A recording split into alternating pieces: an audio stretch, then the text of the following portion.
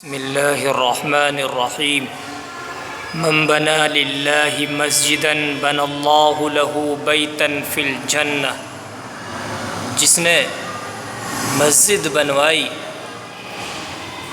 اللہ تبارک و تعالی اس کے لیے جنت میں گھر بناتا ہے۔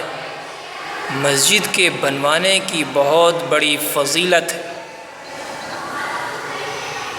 اسی طرح سے مسجد کو صاف ستھرا رکھنے کی بھی بہت بڑی فضیلت ہے۔ جس طرح سے ہم اپنے گھروں کو صاف ستھرا اور اچھا اور چمکدار رکھنا چاہتے ہیں، اس سے کہیں زیادہ ہمیں مسجد کو، اللہ کے گھر کو صاف ستھرا رکھنے کی کوشش کرنی چاہیے،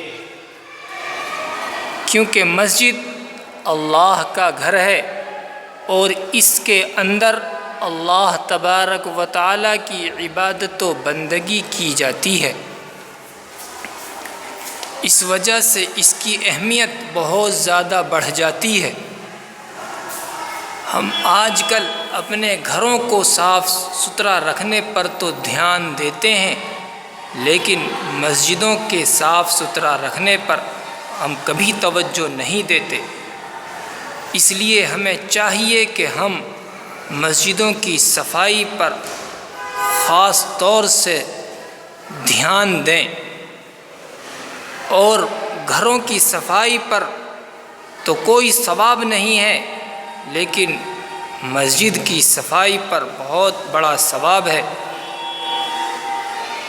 اور جنت کی حوروں کا مہر ادا کیا جاتا ہے کہ جو شخص مسجد کی صفائی کرے تو گویا وہ جنت کی حوروں کا مہر ادا کر رہا ہے۔